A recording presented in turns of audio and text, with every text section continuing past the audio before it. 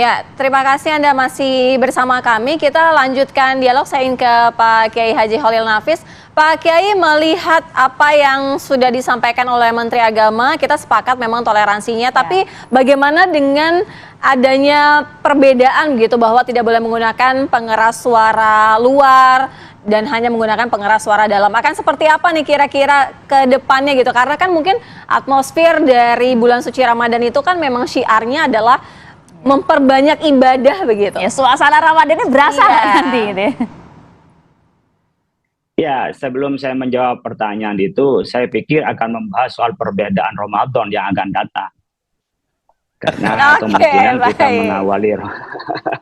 mengawali Ramadan itu akan berbeda antara Muhammadiyah udah pasti. Nanti kita buat diskusinya lagi, Pak. Kemudian, tapi udah dibuka duluan ya Pak. Tapi kalau mau bahas ini ya nggak apa-apa lah. Benar saya, karena sebenarnya menurut saya perdebatan ini sudah perdebatan tahun lalu dan kita melihat memang edaran ini tidak efektif gitu ya. Tidak efektifnya dari mana? Saya ini tinggal di kampung, di pesantren. Itu saut-sautan umpamanya berkenaan dengan sebelum subuh hanya 10 menit, orang dari setengah jam sudah ada. Begitu juga pada saat Ramadan, orang tidak boleh mengeraskan suara sampai di luar lah, mengeras suara luar pada saat tarawih, hanya boleh ada. Itu ada. Tapi karena surat edaran ini kan kayak dakwah ya, yang diserukan oleh sebagian orang, tolong dong untuk tidak mengganggu yang lain atas nama toleransi. Meskipun tadi Pak Nara mengatakan toleransi itu apa yang maksud toleransi, apakah dengan cara kita menghilangkan syiar baru toleransi atau seperti apa? Itu makna toleransinya itu juga tidak sepenuhnya bisa dipahami di dalam edaran ini. Dan yang kedua, karena ini tidak efektif, harusnya pemerintah mengeluarkan edaran itu efektif. Mereka yang tidak taat diberi sanksi, ternyata ini nggak bisa juga disanksi. Yang kedua, memang ini mengeneralisir seluruh Indonesia di dalam edaran ini. Ini mungkin mikirnya Jakarta ya, atau di perkampungan padat seperti di Jakarta Pusat, Jakarta Utara. Tapi kalau pinggiran dikit aja sampai Bogor, apalagi nanti sampai ke Cilengsi, itu sudah beda suasananya. Apalagi di kawasan Muslim semua. Seperti saya di Madura itu malah senang itu tarawih itu sampai jam 10 malam ya. Untuk dari tarawih maksud saya sampai jam 10 malam tadarusan itu memberikan syiar. Jadi memang ini tidak mencerminkan terhadap pluralitas dan keluasan negara Indonesia dan perbedaan daerah itu. Sehingga saya pikir untuk diaturnya pengeras suara saya setuju. Umpamanya efektivitas pengeras suara sama dengan model ketika Lebaran ya sampai jam 10 tuh sih oke, karena mungkin orang biar bagus kualitas tidurnya tidak di atas jam 10. Mungkin pengeras suaranya seperti apa. Ini perlu diatur ya, tapi pengaturan ini saya pikir perlu disempurnakan sehingga tidak menimbulkan persoalan semua direduksi atas nama toleransi. Kemudian semua dihilangkan local wisdom atas nama toleransi. Mungkin nanti Pak Adib konseptornya itu bisa komunikasi dengan kami di MUI berapa surat edaran atau ketentuan di Kementerian Agama itu belakangan sering dikomunikasikan dengan kami. Tapi yang ini sepertinya saya nggak tahu kalau yang pengurus yang lain tidak dikomunikasikan sehingga kami tidak bisa ikut menyumbang pikiran di edaran Kementerian Agama, Menteri Agama ini, sehingga saya melihatnya kurang komprehensif. Tapi diaturnya perlu, tapi ini kurang komprehensif, tidak mencerminkan terhadap pluralitas dan keluasan dan ya tentu kebutuhan syiar kita di saat bulan Ramadan ini. Jadi yang toleransi sebenarnya bukan kita saja, tapi non pun juga perlu toleransi terhadap kita, sebagaimana kita juga toleransi kepada non-Muslim. Baik Pak Kiai, Pak Adib, responnya silakan. Ya, terima kasih. Jadi setuju dengan yang disampaikan oleh Pak Kiai Khalil tadi bahwa memang kondisi kita ini sangat beragam ya di berbagai tempat. Ada yang di situ memang homogen ya komunitasnya. Tapi memang kita ini juga kan tahu semangat dari penggunaan pengeras suara itu. Salah satunya adalah untuk memberitahukan. Syiar itu kan memberitahukan tentang waktu-waktu sholat. Apalagi zaman dulu memang mengapa lebih lama penggunaannya, karena dulu satu-satunya untuk memberitahukan waktu sholat itu kan dengan menggunakan pengeras suara. Tapi di zaman sekarang ini kan pemberitahuan tentang waktu-waktu sholat itu sudah banyak instrumennya begitu, instrumennya, sehingga ketika kemudian di surat edaran tahun 2022 itu mengalami perkembangan, ya, itu tentu saya kira sangat menyesuaikan dengan perkembangan teknologi hari ini. Tapi kurang komprehensif tadi Pak. Ya memang kita tidak saya kira bagus juga masukan itu Pak Kiai Khalil, ya. Tapi bahwa memang pengaturan penggunaan pengeras suara itu penting di tengah masyarakat kita, agar masyarakat kita punya acuan, punya pedoman. Kalau dikatakan bahwa tidak efektif, maka itu menjadi PR kita semua. Karena secara syariat itu memang juga sudah dibahas bahwa menggunakan pengeras suara, zaman dulu kan istilahnya bukan menggunakan pengeras suara, tetapi kita misalnya membaca Al-Quran keras-keras, sementara di sebelah kita ada orang yang sedang zikir gitu. Itu juga ditegur gitu kan oleh Nabi begitu. Maka saya kira dalam konteks ini masyarakat kita perlu diedukasi bahwa syiar itu bukan satu-satunya dengan itu gitu.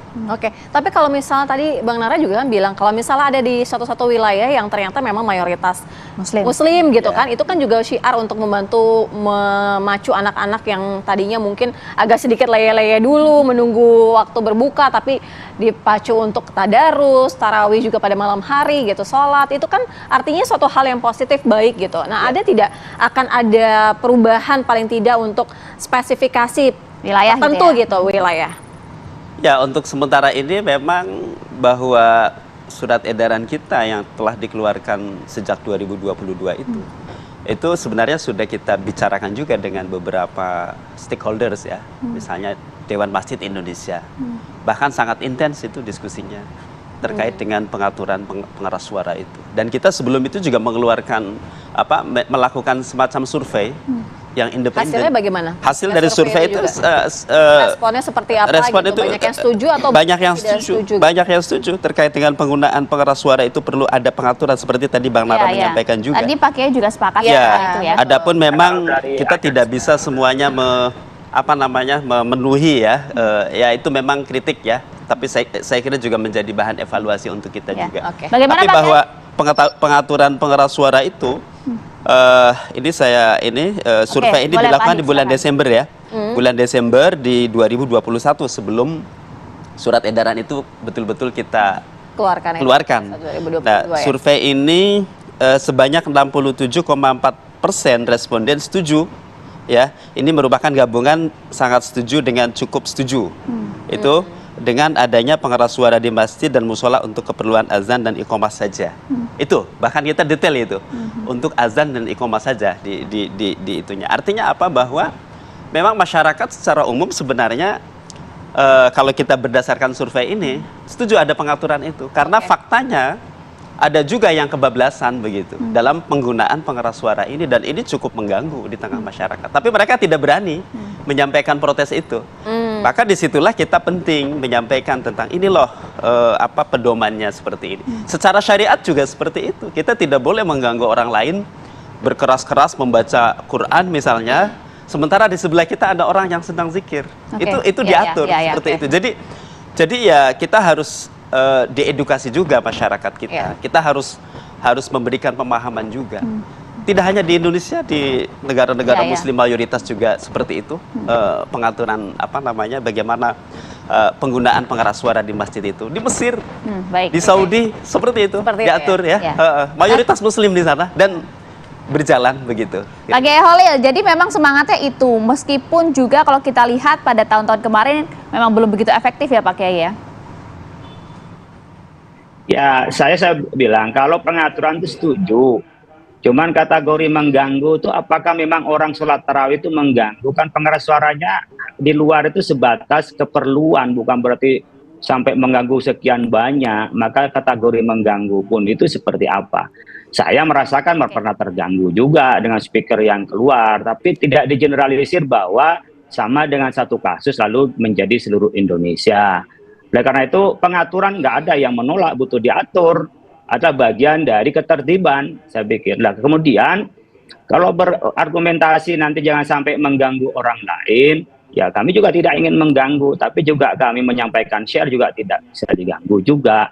Kemudian apakah cuma pengeras suara syiarnya? Sementara ini yang efektif di tengah-tengah masyarakat adalah dengan cara speaker itu. Meskipun kita punya azan digital, kita punya bacaan Quran di handphone, iya, tapi sekarang belum itu belum masyarakat. Kita kan masih banyak generasi kolonial daripada generasi milenial. Nah, saya pikir tadi Pak Adib sudah dengan logowo, saya pikir Kementerian Agama tinggal nanti masukan lebih komprehensif bagaimana pengaturan yang lebih filosofis lah ya, tidak menghilangkan syiar, tapi saat yang bersamaan kita juga mengerti terhadap kebutuhan orang lain untuk tenang. Tapi kalau sama sekali mulai tarawih sampai tadarus tidak boleh, umpamanya keluar. Sementara masyarakat itu saya sampaikan tadi, nggak tahu saya surveinya ya, tapi saya hidup di tengah-tengah masyarakat kan nggak bisa ditindak, cuman edaran. Oleh karena itu jalurnya ada edukasi tadi. Kalau komunikasi dengan DMI dalam pembuatan bagaimana edaran ini, jangan berhenti di situ. Setelah edaran keluar, libatkan seluruh stakeholders ya. Apalagi kalau saya backgroundnya NU ya, NU kan senang nyaring-nyaring tuh, beda sama Pak Nahrawang, orang Muhammadiyah itu kan senangnya yang diam-diam gitu ya. Jadi kita perlu diatur itu, kadang-kadang kita perlu juga refleksi dan juga euforia masyarakat itu diwadain, itu bagian dari satu penyaluran spiritual. Yang kedua adalah bagian rekreasi masyarakat yang sifatnya tahunan dalam bentuk spiritual dan ibadah itu. Setuju diatur, tapi itu perlu dilengkapi, dan seterusnya adalah edukasi. Karena itu tidak ada punishment dan tidak ada tindakan, itu hanyalah sifatnya edukasi dakwah lah kalau itu di MUI. Bukan fatwa ya, tidak mengikat ya, tapi itu hanya dakwah bagaimana mengajak orang bisa lebih tertib dan bagaimana ibadah yang sifatnya syiar itu tidak mengganggu orang lain. Nah, kategori mengganggu inilah yang perlu disempurnakan oleh kita semua. Kita setuju tidak boleh mengganggu, tapi kapan itu mengganggu, jangan sampai atas alasan mengganggu kemudian mematikan syiar yang bagi kita adalah bagian dari dakwah. Iya, kita sepakat ya, karena ini 1 tahun 1 kali gitu ya, kita sepakat untuk toleransinya, tapi juga jangan sampai menurunkan niat-niat mau beribadah gitu. Kalau Bang Nara sendiri melihat tadi ada kata-kata setuju, tapi ada juga kata-kata tidak setuju. Nah, setujunya itu di bagian mana, tidak setujunya itu sebenarnya lebih kepada apanya juga gitu, tapi nanti dijawab ya Bang ya, usai jeda kita segera kembali.